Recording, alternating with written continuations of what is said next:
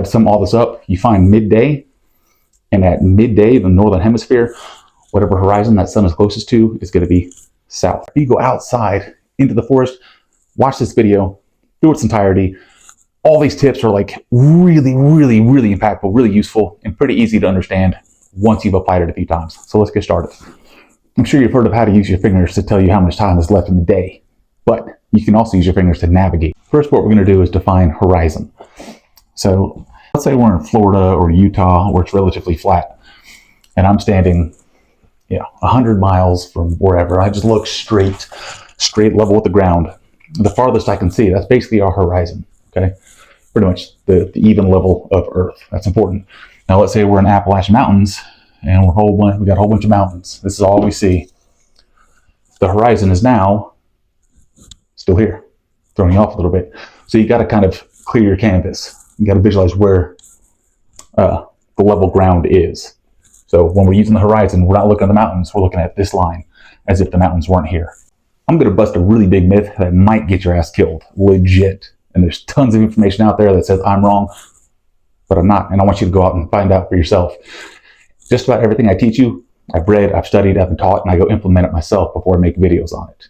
So this is verified. I've done it countless times. I teach at the college as a survival professor. So let's get into it. Here's something you'll want to know. Let's say here's the sun, right?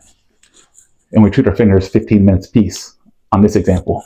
So if I look out into the sky and the sun's right above my finger, we'll do this. So I'm looking up.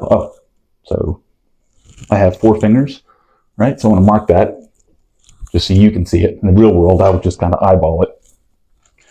But that's 4 fingers, marked it, another 4 fingers. If each finger is worth 15 minutes, that's 1 hand. 1 set of 4 is 1 hour. That tells me I got 1 hand, 2 hands. It's 2 hours before sunset, before the sun starts hitting the horizon.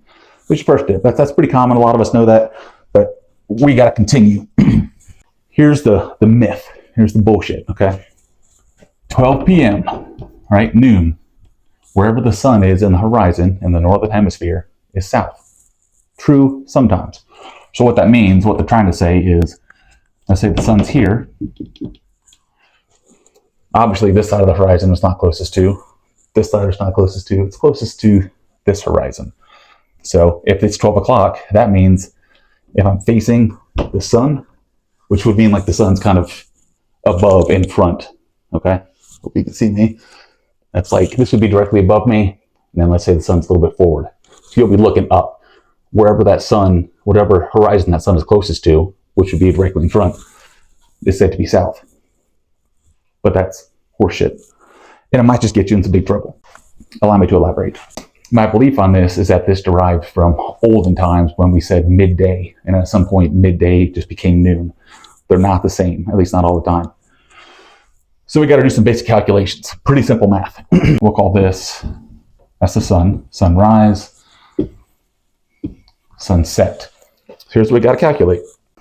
I've established 6:22 is when sunrise was this morning, and at 8:34 p.m. is when there will be sunset. All we have to do is find the difference and do some basic math. So the difference between 6:22 a.m. and 8:34 p.m. in my head, that is 14 hours, 12 minutes. So now I should divide this each by 2. And that gives me 7 and 06. There we go. That's directly in between. So what that means is 7 hours and 6 minutes after sunrise, we'll be at midday, which is also the same as 7 hours, 6 minutes before 8:34 p.m. we'll be at midday. So let's confirm real quick. So 6:22 a.m. we'll do it over here. 6:22 a.m. 7:06. Add those 2, we have 13:28.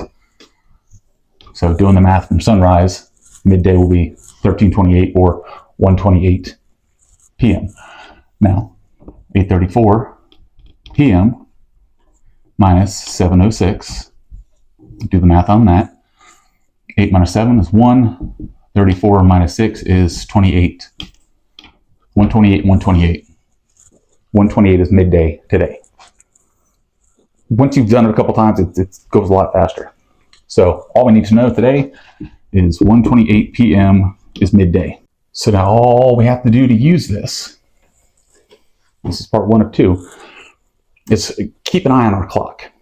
Let's say it's 1:15.